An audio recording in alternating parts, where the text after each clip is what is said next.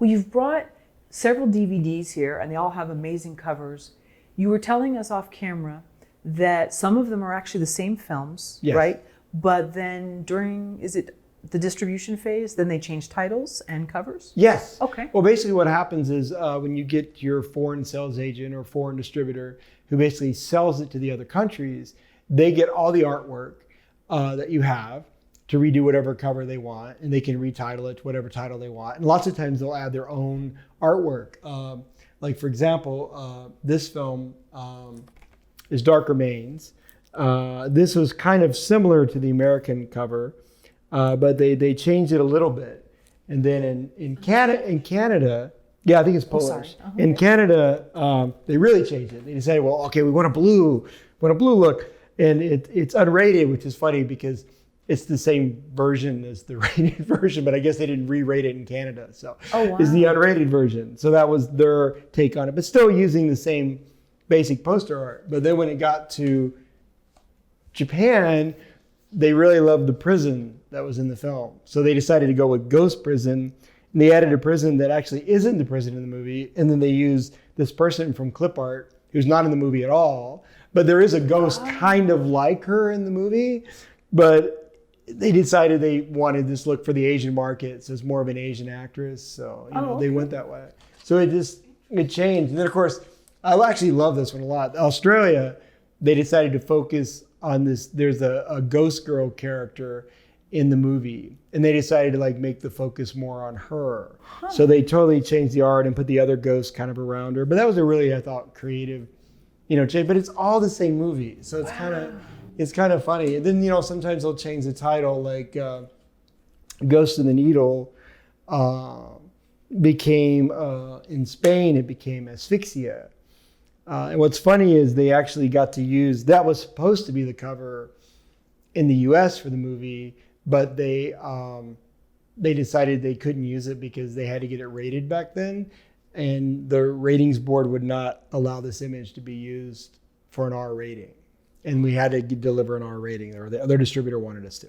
So I actually got our original artwork that changed the title Asphyxia, but I love this title. It's a great title. And in other countries, it was called Dead Still. So it just changes depending on what they think they can sell in that marketplace. And that's 5 different versions of the same movie, pretty much. Well, the 2 different ones. There's Dark Remains, and this one was Ghost of the Needle. Okay. And then this other one, which I did bring, was called Freezer. Most of the countries called it Freezer with apostrophe ER because it's Freeze Her.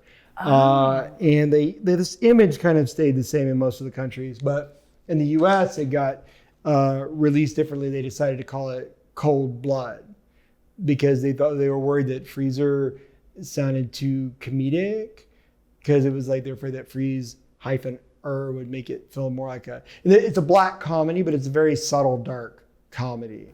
So I think that's one of the reasons they wanted to change it. So yeah. And then this cover changed. We had a totally different VOD cover, and then the DVD, they wanted to make it look more like a slasher-esque, I guess, because they put some blood in and then an environment that's not in the movie and clip art in the back, which doesn't really represent the movie well. And that's one of the challenges is, distributors are always like, well, we want to have an image that makes people get the movie, but the trick of it is you want an image to grab people. So it's good to get other people's advice on what can market and sell the movie.